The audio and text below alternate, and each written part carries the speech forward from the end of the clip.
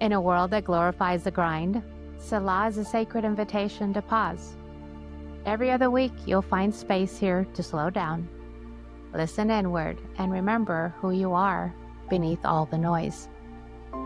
Through guided reflections, soulful conversations, gentle practices, and story-led journeys, Selah, a deep pause, offers rest. Not an escape, not to repress, but as a way to come home. This podcast is for those standing at the edge of change. You know who you are.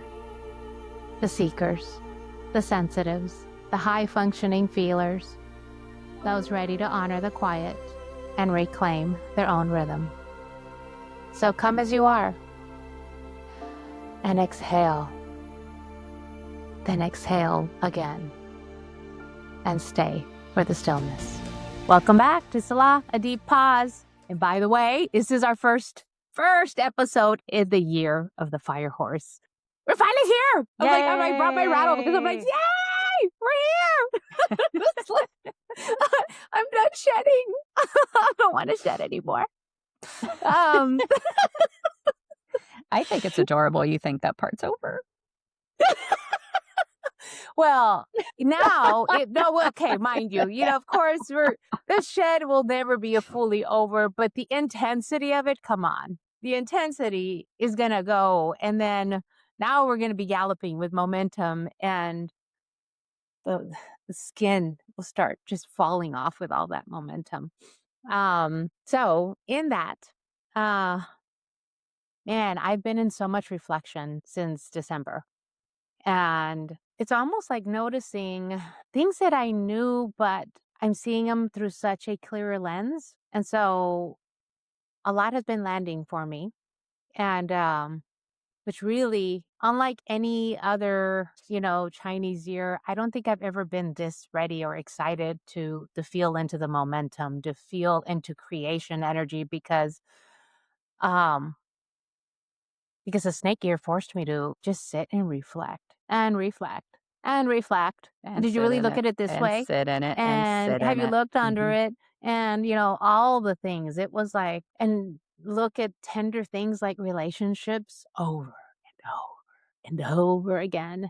And so now it's like, okay, now what are we going to do with all this awareness? And can we, and really what I want to talk about in this episode is, can we, if you haven't already, take some time to notice what were the whispers last year? What was last year trying to constantly get you to see so that you don't bring it in with momentum into this year so that you can have an awareness around it. So let me get us started with the opening and let's see where this conversation takes us.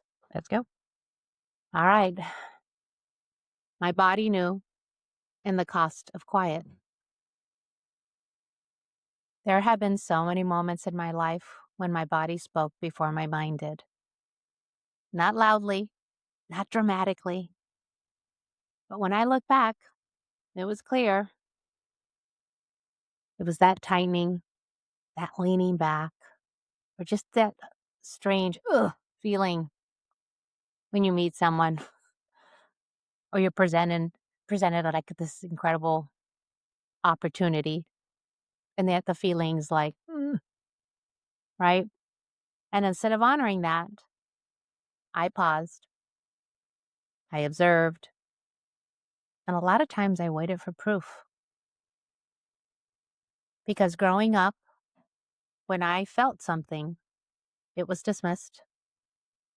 It was corrected. So I learned to manage the impact of what I was sensing.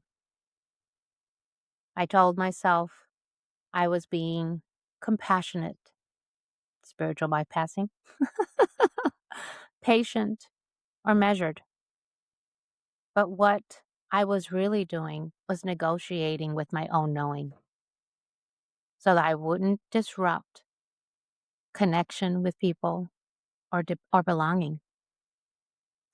And over time, that quiet cost me something. It didn't cost me relationships or outcomes.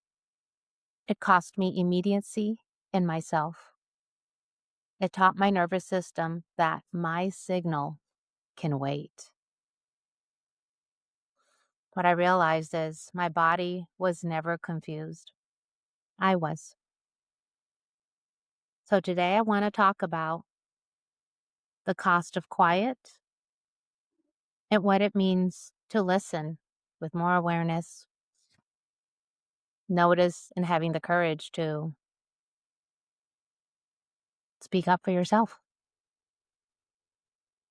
So let's kick this off. I love this topic, Laura, because I think, well, I will speak for myself and I'm just going to speak for, I will say 90% of women that are listening right now, and quite frankly, men as well.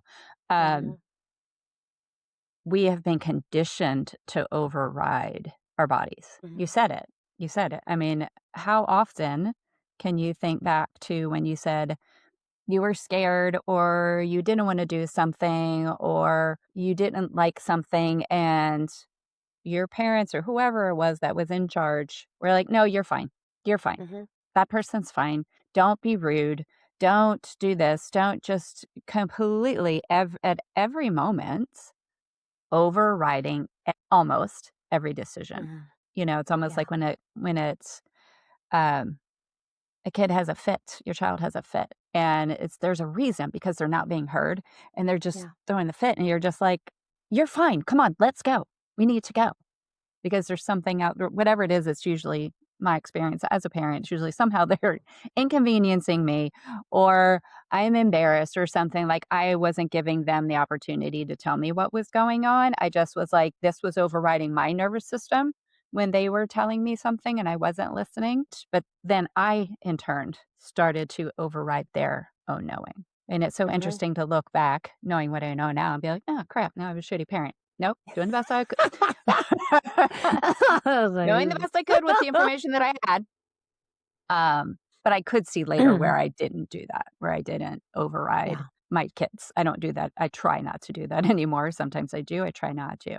But Mhm, the being dismissed, being corrected, that's self-abandonment. We don't know it at the mhm. time, of course, Yep. because we're kids and we're just like, do what your parents say, do what the adults say, do what your teacher says, do what, whoever's in Mhm. charge says, you do what they say because they are correct. You are wrong. Correct. And it just goes back to this whole thing of it. It seems like we're always talking about agency. Uh-huh. Um, but that's really what happened to us in childhood, happened to us when we were in school. And then even when we're trying to grow or we go to self-development, we go to a place and because our conditioning is to not be in our own agency, instead of being open and flexible and willing to learn and feel and honor it all, how many times do we hand over our agency and it's like, "Will you tell me Yeah. So let's what's also talk wrong?" about agency because I think Mhm. there's some folks we've run into folks and later they tell us, I had no idea what agency meant for like 3 months and you kept saying what it is. So let's talk about what agency is. What do you have an example or a definition of agency or what you would call agency? Well, to me, an agency is almost something we're remembering, uh, to work with within oneself. It's okay, I guess for whatever reason, this is kind of different, but this is what's coming in for me is doctors. Society gives doctors, in my opinion, because of my experience, way too much agency over our life. Whether we're gonna walk, or whether we're gonna have lose our strength, I mean, it's a lot of agency that we hand over. And so, what we mean by agency is like, can you have enough awareness to go? Explain that to me. Honor what you're feeling. Understand that our bodies are always talking to us. And sometimes, even when, I mean, I don't know if I've shared this before. I mean, when I was 12, I was paralyzed, and three doctors in the US, and I guess this is a good example now that I'm talking I about think it. it's a very good example. Three doctors in the US told my mother, "You waited too long. She will never walk again."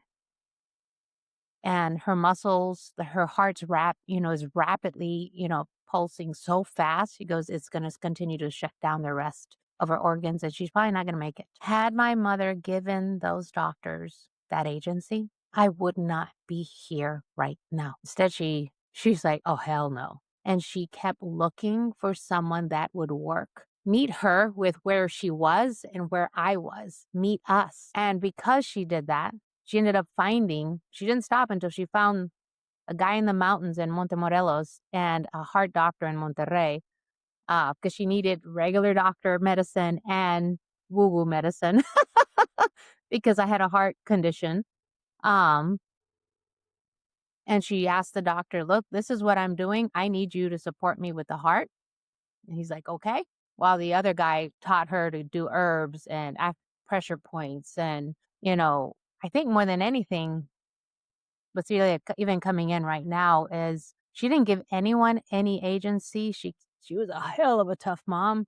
When it came to that, she would tell me, "You'll be walking before you know it." So in other words, she did not give her agency. And in my case, at that point, she even didn't give them my Yours. agency. I Mm-hmm. was too young Mm-hmm. to know any better. And because of that, I'm here. I'm alive.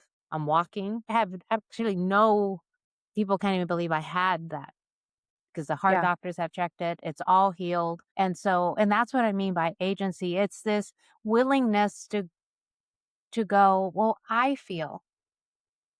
Let's have a talk. Let's don't give your Authority. truth and Your their authority. authority away. Mm-hmm. And I guess doctors really is the best way to talk about that because that's the number one place we do that. I think I everyone can also relate to that. I think Yeah. it's an example that probably everyone has walked into a doctor's office. I could say 50% of the population who are over 50 have walked into a doctor's office and said, "Hey, something's wrong. Something is Mhm. not correct with me. This is not correct." And for the doctor to Right. go, "Your labs are all fine. You're good. Mhm. This is just normal aging." Say what? Yeah. Like that is Mhm. literally so, it's kind of the difference between I had to rather than I choose to, Yeah. right? And And so and learning, right? And learning to go, ooh.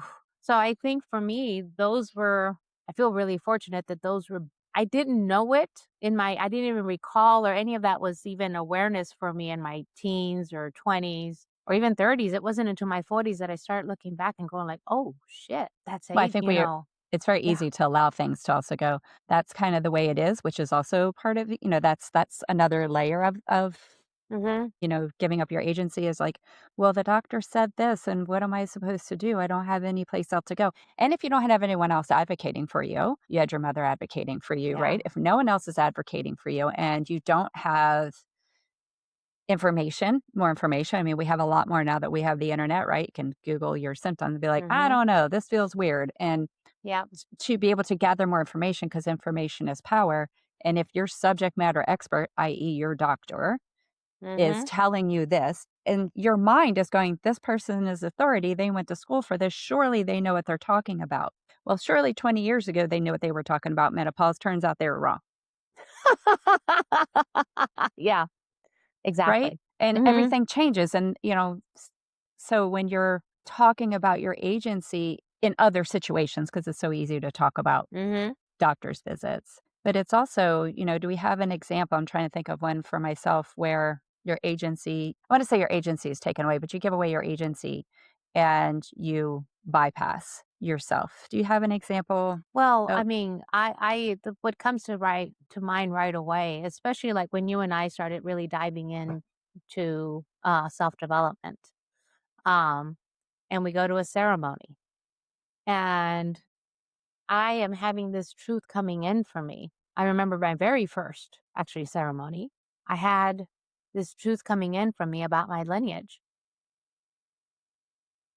And because it was new and I didn't know, I asked the person facilitating me questions. i.e., subject matter expert, person in charge.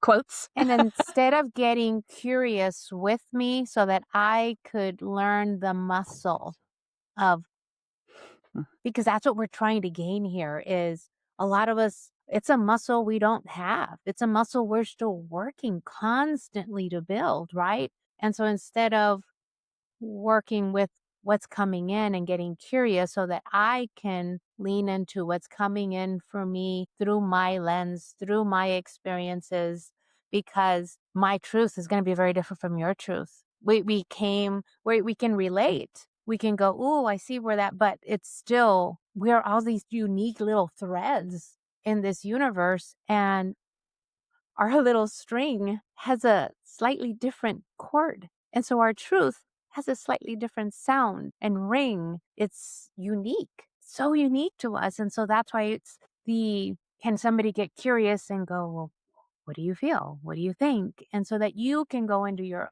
practice going and staying in your agency versus what happens a lot of times is you go in and someone comes in, oh, well, I see this person and no, no, no, no. And they Well, project. or we act it, or we ask. We ask, Or yeah, we ask, we go, "Oh, yeah, well, can you tell me what this is?" yeah. Because that's what Oh, because yeah, there is that's a I know that was a big one for yeah. me, where I Mhm, distinctively remember we were in a women's group of some sort, and, we were doing muscle testing, mhm, and I remember my question was, "Am I on the right path?"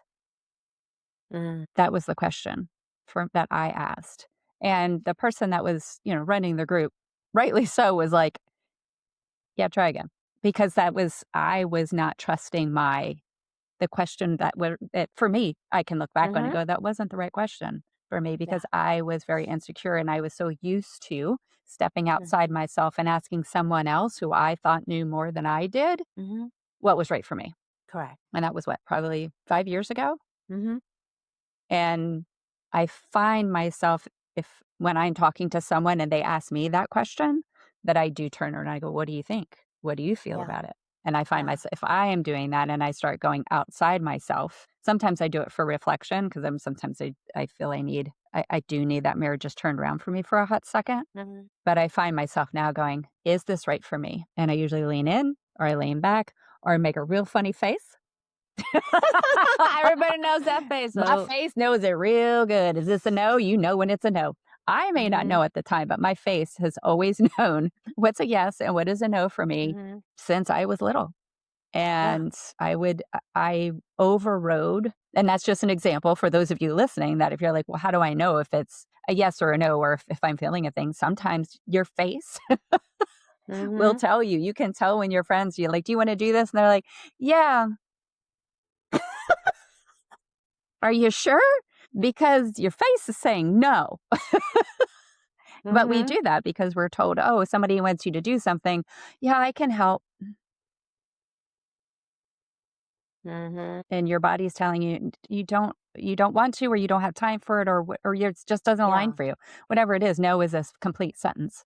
But yeah, it's so interesting when you start to realize where your body was talking to you and you just overrid it because you overrid it. You know what I'm saying?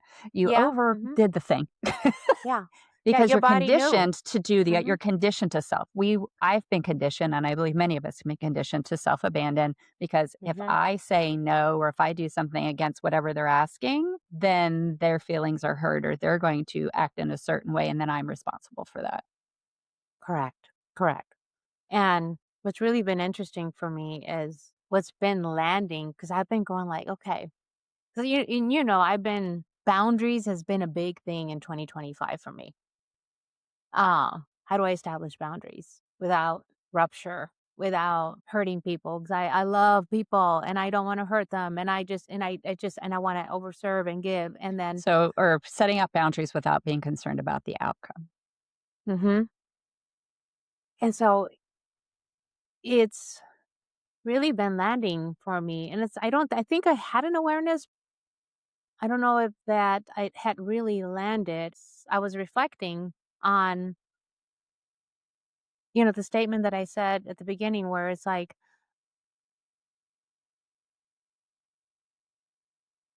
I'm going to go back a little bit. An astrologer uh, from Ireland, I don't remember when I first talked to him. I think it's probably been almost 2 years. I remember when he got on the phone and he asked me, because what is it like to always know the truth? I was like, "What are you talking about?"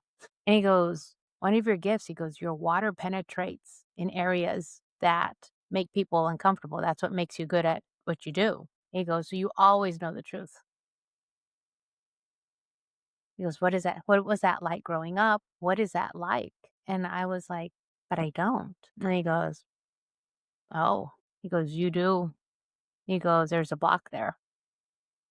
And that has been coming back to me a lot the last several months. And it was like, oh, I mean, takes me back to, I mean, I was a weird kid.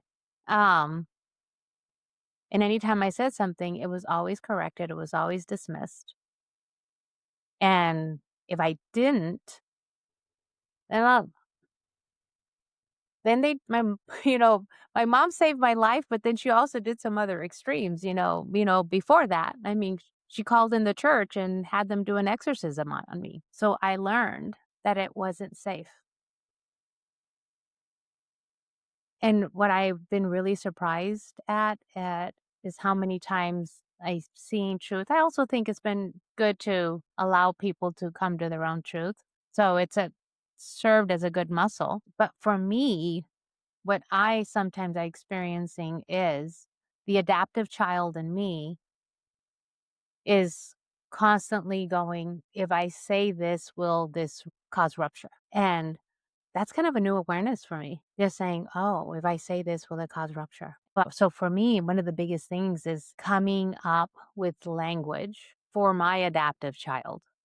Because the adult Laura is assertive, she's stern, she knows, but the adaptive child, Laura, how can I come up with language for her to say, ooh, when this got presented, my body just leaned back. So in other words, just giving me a safe way to say things and not saying, not and staying quiet so that I can start shifting that pattern. I know you were going to say something. So what were you thinking? Yeah, as you were talking, what you described is what we would talk about now as masking. So as a child, you were masking. You learned how to not say things, how to not do things. I do that a lot with, that's a conversation with neurodivergent children of my son. I watched my son do it. You know, you learn how to get along. This is how I stay safe. And they call that masking. And that masking is it's almost like it's in your skin. It's so prevalent. It's so prevalent. Yep. And even though we do the work and we keep trying to do how do I become a better version of myself? How do I deal with these traumas? How do I move through and become and live, I want to say a happier version, but really for me, it's how do I live more in peace with myself and the people around me? And it's that masking part. Yeah. Because honestly, when that masking falls off, some people don't like that.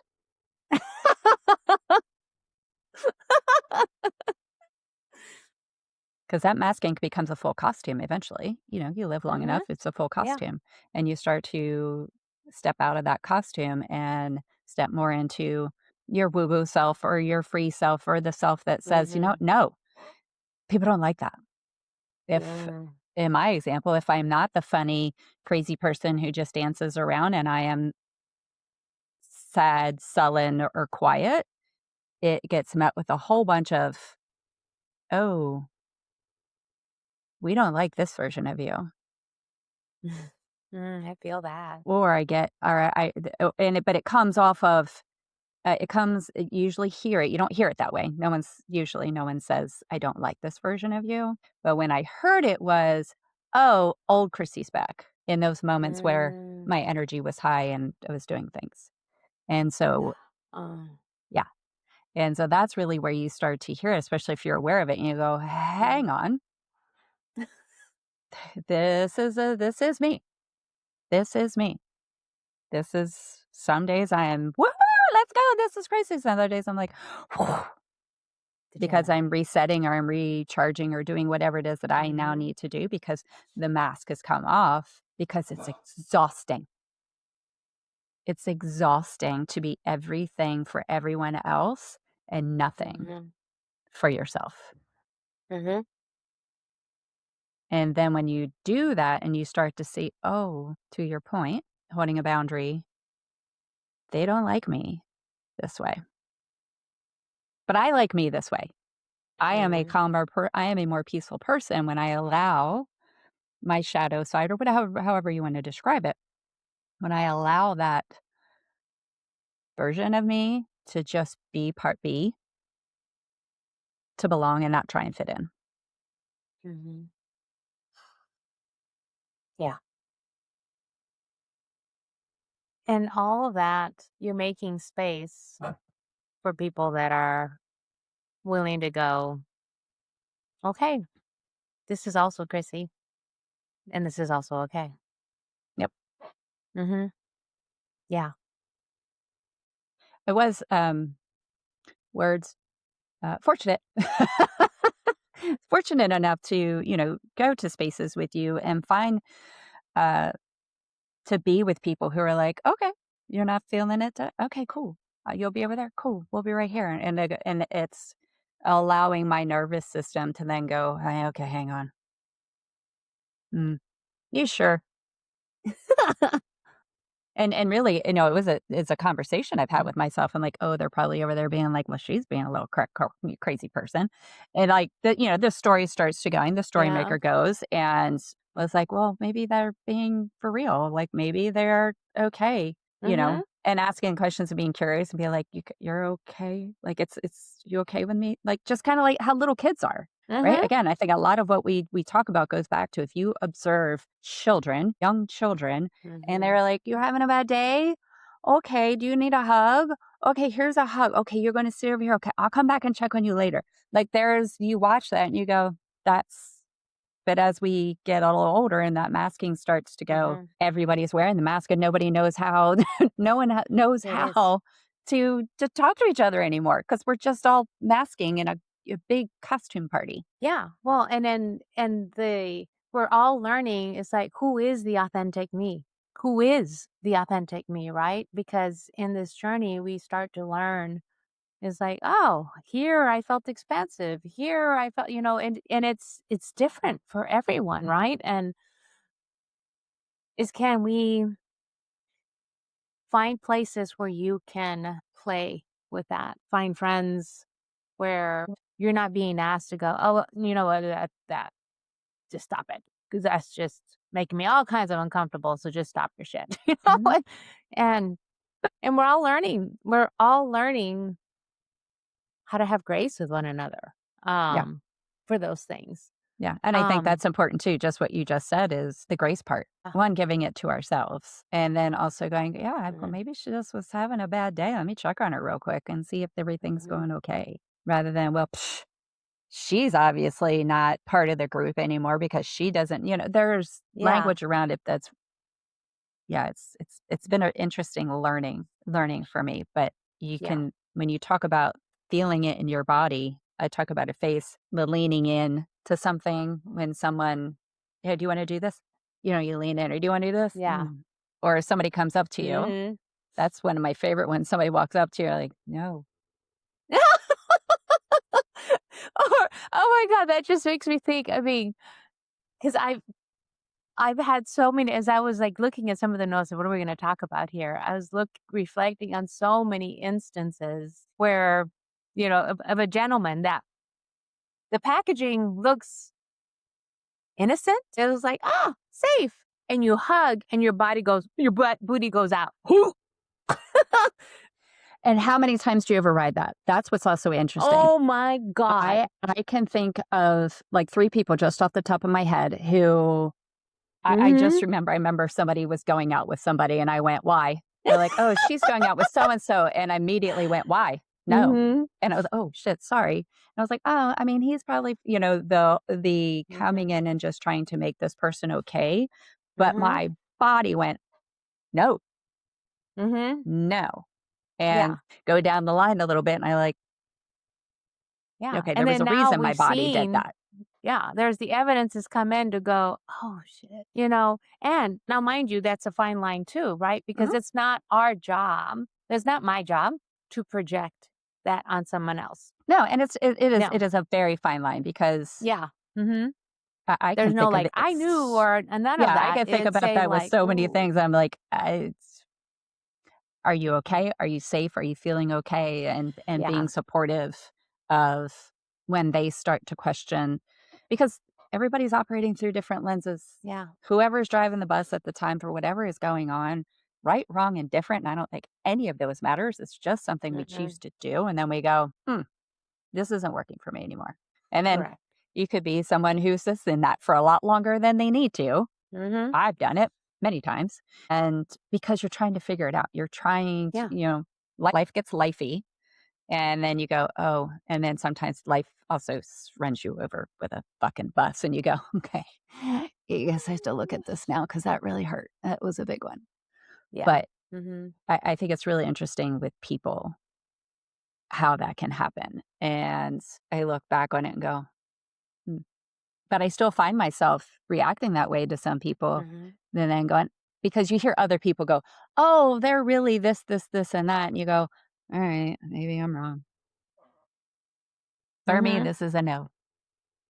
Yeah. And can that be okay? For you, it is a no. And um, I've been reflecting a lot on that right now where if there is a, let's just say, I'm gonna use a general example. There's a couple is like, and you love her, but the guy she's dating walks in the room and your whole body goes, "Mm,"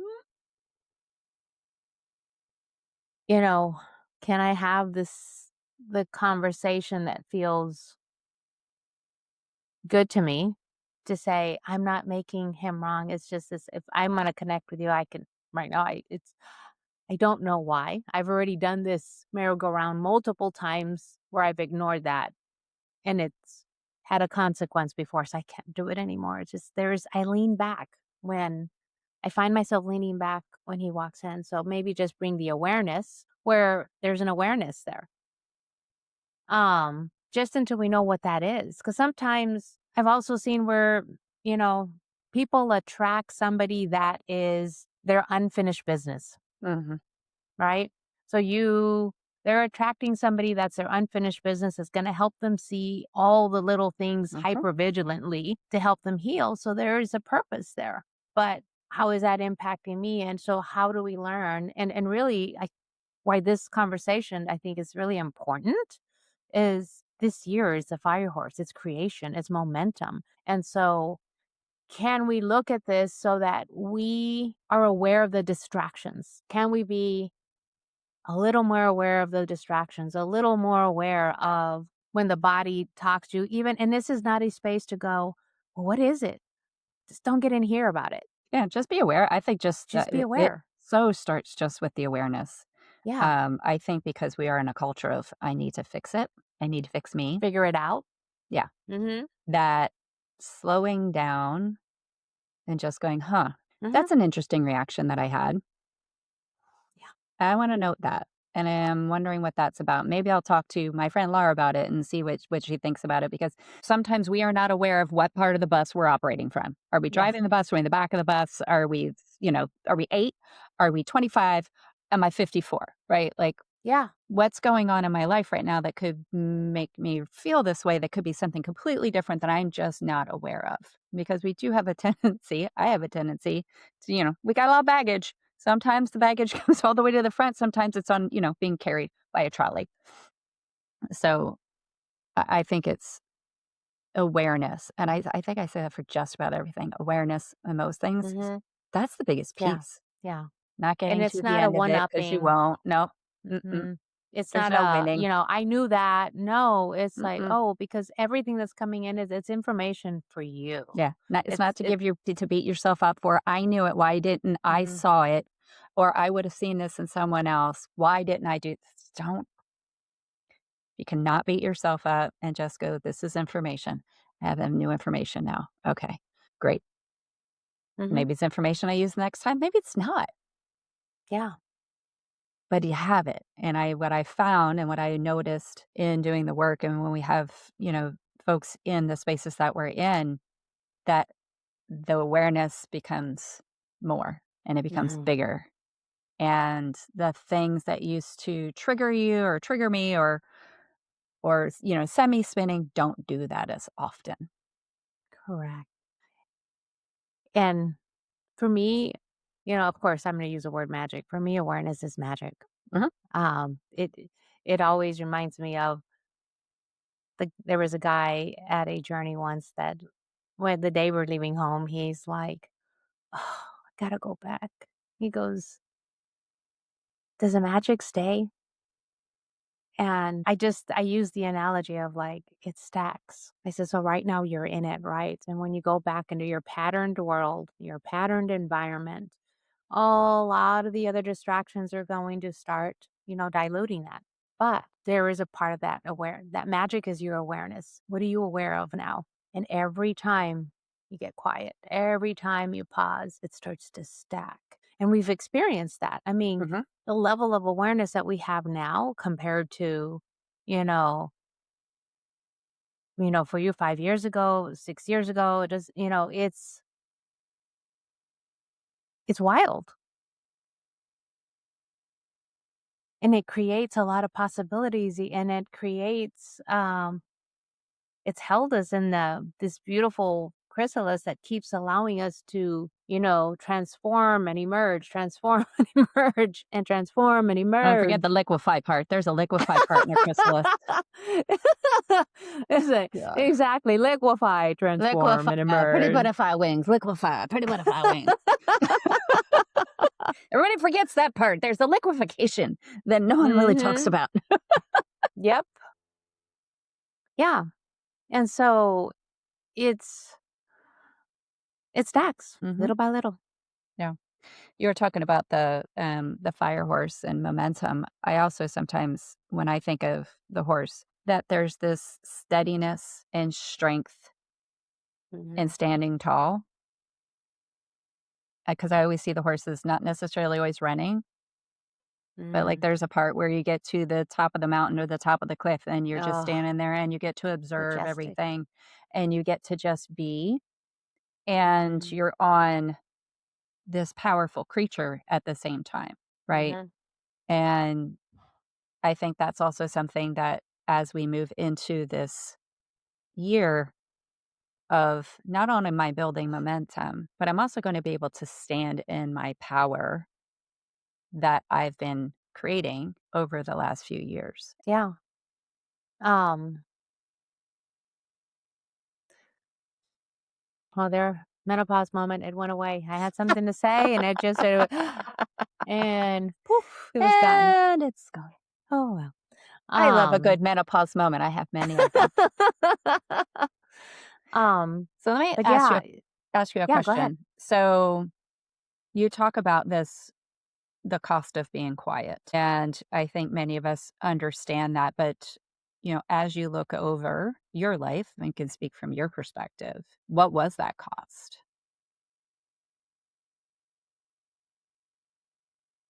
I had more of that early on in life. In other words, it's been shrinking as I moved on. So for example, the first one that I can say was in my first marriage, you know? Um I actually had the courage to speak up to both my ex and my mom and that I had made a mistake 5 months into the marriage. And I didn't put up a fight. They both pretty much in a way said, my mom said, you made your You made bed, your you bed. sleep in it. Hmm. Uh, he said, I told you marriage was forever. There's no getting out So in there a you way have that, two authority figures, quote unquote, mm-hmm, authority figures mm-hmm, telling you tough shit. tough shit. Doesn't matter how you But feel. your body was telling you, no, no, no, no, no, no. This No, is I no, made a no, no, mistake. no, no. I made a mistake. I made a mistake. 9.5 years. Did you know as you were going into it, was it? I was looking for safety. I was looking Mhm, for, um, familiar. That I didn't realize, mhm. but what I realized looking back was like, "Oh, I married my mother." It felt like home, which is why 6 months into the relationship, I got married, you know? But the minute 'cause, as a matter of fact, so funny, I just, reconnected with my roommate that I was living with, like, literally last week from, like, 30 some years ago.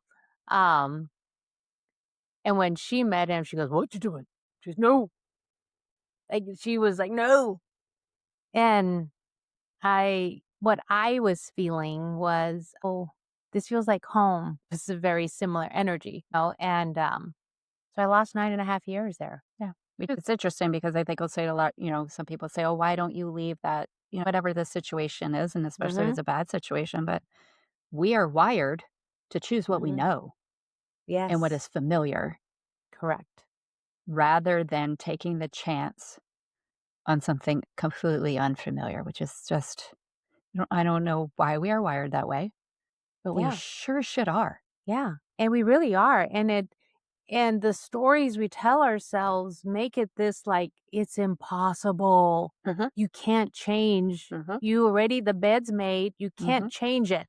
You're already on the path, can't get off it. No, and it's like it's so not true. And it's the fear is what creates the chaos. It's not Yes. even reality. Yeah, fear is usually Um driving the bus in most of those My situations. God, and it's in such an it's overwhelming way. Like for me, that was like, I'm gonna die, right? Mhm. But I finally got to a point where it was like I hit that point of enough. I can't. I just couldn't. I You're had like, to. "Okay, we'll see what death is like," because that's got to be a better option. It's almost like Correct. that's almost the choice where you go, "No, ok I'm gonna take door number 2, please, because I Mm-hmm. can't. I cannot. Correct. I can no longer." Correct. And then the other one, next one that comes up for me is, Tim and I. We've been together 22 years. And there were so many times that, like, I knew and for us, it had to do with, like, with his drinking. We've been very open about that, right? And when I ask and he would not admit to it, or it was just like this I constantly knew, but I felt like I was like, I'm the crazy one for thinking he's Oh, doing you start feeling real crazy. Mhm, yeah, mhm. going like, "Well, he said he didn't drink today, but I'm looking at that and my body's giving me a whole other signal," and And it's you like the literally feel whole like a crazy person because you're like, yeah, "Why would they lie to me?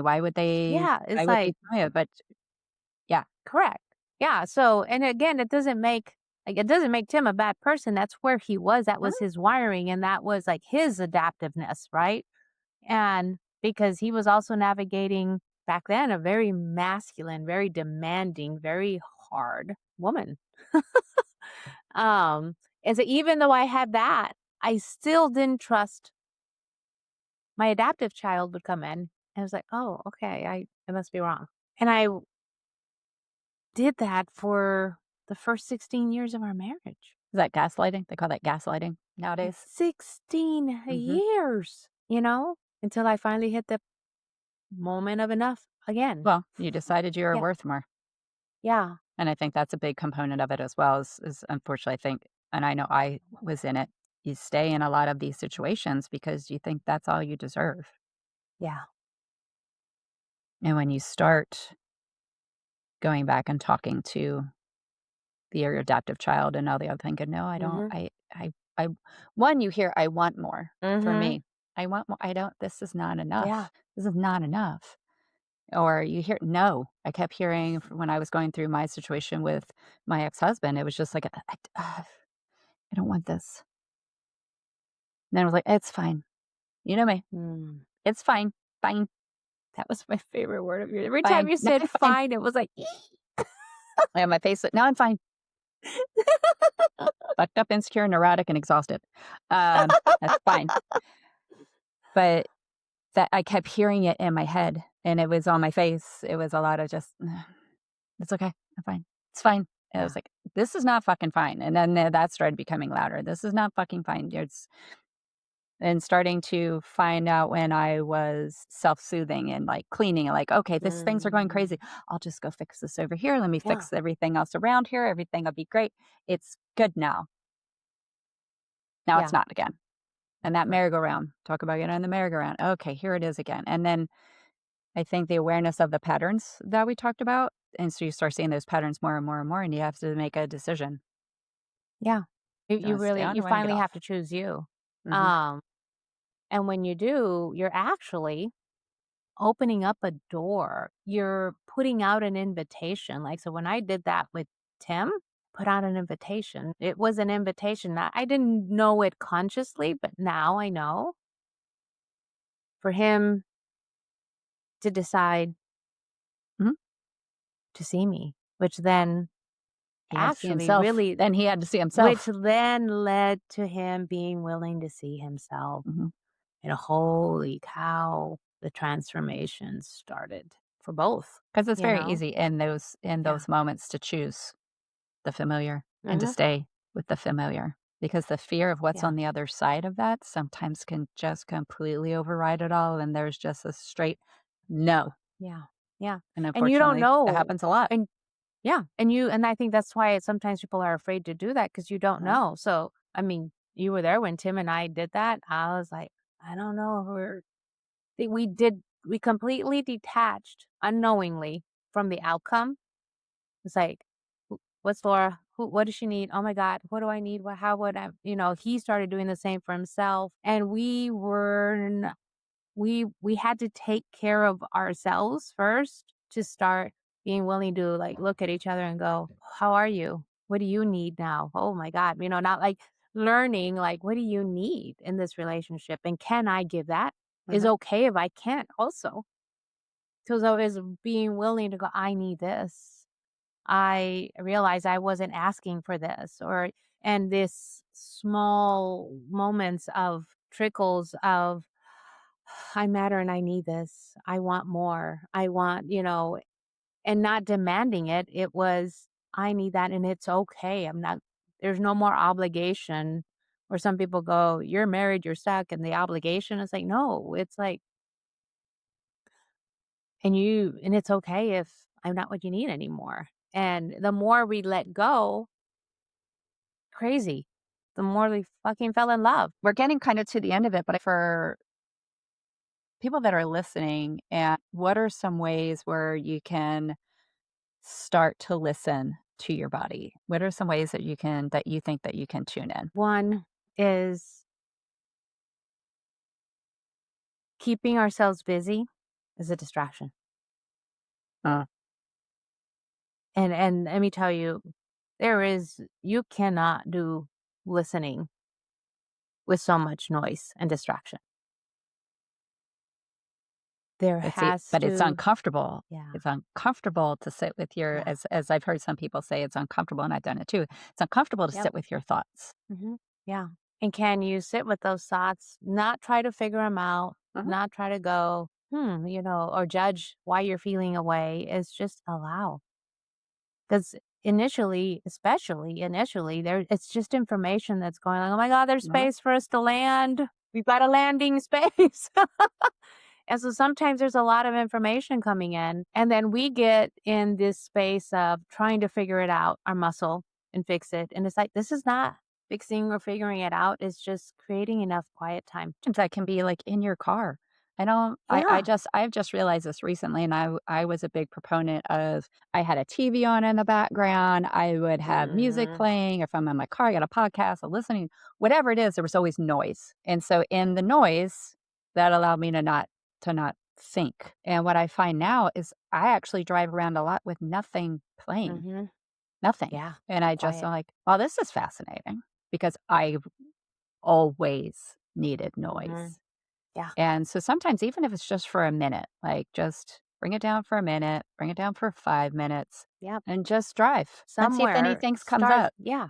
Mhm. Start with something, 5 minutes, Mhm. work your way up. I mean, I started meditating in 2012 and Girl, you were trying to win at meditating, let's be honest. yeah, yeah, straight up. I was trying to win at meditating. Yeah, I Yeah. went to Laura's house and had to meditate for like an hour.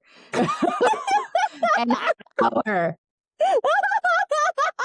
It's Listening so to funny. listening to Joe Dispenza, Space. And I was like, "What the hell are we listening to? Pigs in space? What is happening?" I was like, "All right, I'll try Oh it. shit. Whatever. Space." And now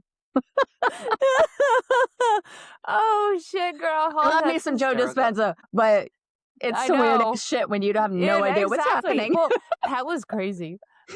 You're right. I was trying to win, but Girl, it was you were winning at meditate. We meditate for 4 hours. Why?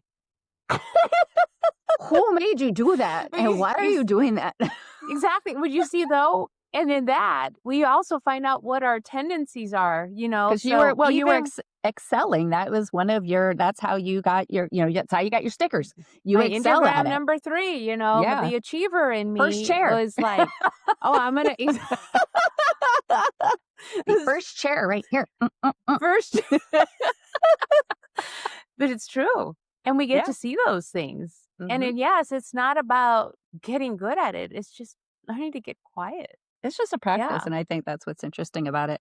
The other thing I would offer up is being aware if someone offers you up something, right? Mm. If someone says, "Do you wanna go get drinks?"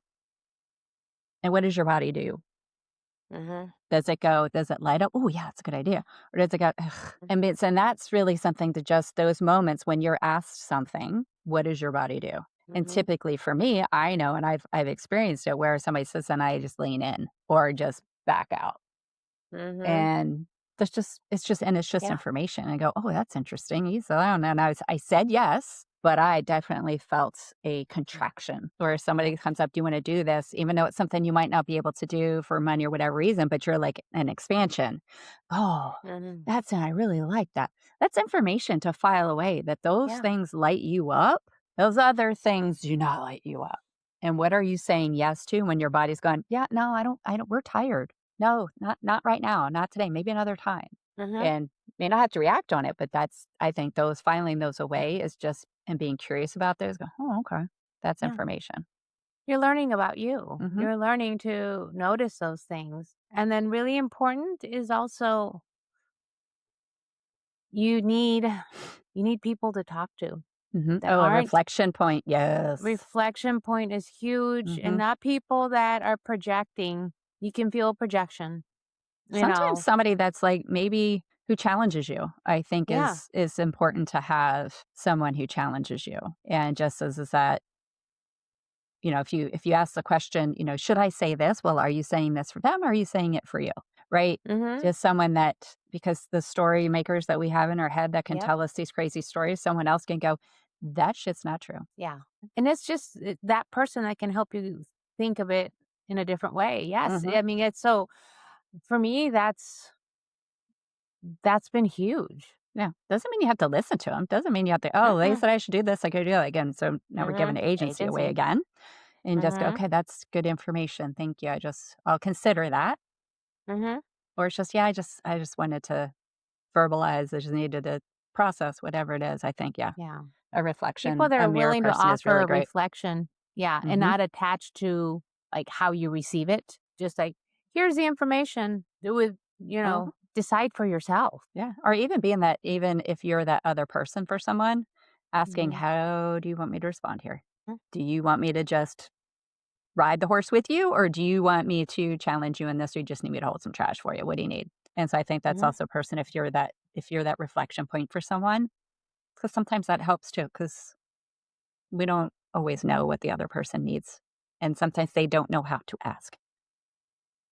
Oh, huge. Yeah. Sometimes there's been so many times when we've had conversations and I didn't know how to ask something, right? And Mhm, but it starts coming up in conversation, and so absolutely. yeah. All right, ma'am. Yeah. Well, I think this was some good stuff. You got something to take us out with? You get Of a little course. British at the end there. Oh my god, I found myself doing that the other day too with my granddaughter because she listens there's this piggy show, and they have a little British accent, and so she Oh, Peppa talks Pig. yeah, Peppy Pig, Peppa, and she Peppa. starts It's talking in that it's not accent. Peppy. That's Pepe Le Pew. Is she Tim and I were like, "Is she talking with an accent?" It's like, Oh, "Yep." I love it. I love it. Maybe she'll talk to me now. Oh. Oh, there you go, if you do that, you'll get her On my attention. way in. Or talk to me now. Oh. Well, thank you so much for joining us, and now I'm going to do a little closing prayer. There was a younger version of me who learned that truth created rupture. She learned that if she spoke what she felt, it may be denied, or turned on her, or dismissed. So she learned to withdraw, to lean back, to observe, and to gather evidence. And I honor her. She kept me safe, but I am not that child anymore. I am a woman with discernment, with regulation, and with lived confirmation. And I see now that every time I override my first signal, I quietly teach myself that my boundary can wait, that my knowing is negotiable. So today I choose something different. When something in me leans back, I will notice. When something tightens, I will honor it. When something expands, I will trust it. I do not need to accuse. I do not need to convince. I do not need to prove that I am right. I can simply say to myself, something in me is leaning back right now. And if someone withdraws because I honored my truth, it's not rejection. This is actually clarity. This season in my life is asking me to run towards alignment. And my body has been my teacher all along. And in this year of the fire horse, my truth has instinct. It moves when it rises. And my agency responds when my body speaks. And my sovereignty stands without negotiation. Aho. Aho. See you next time, everyone. Bye, y'all. Thank you for pausing with me. May what you heard settle gently in your body and stir something true within you. If this episode spoke to your soul, please subscribe and share with someone else who might need this pause as well. Until next time, come as you are, take a deep breath, and stay for the stillness.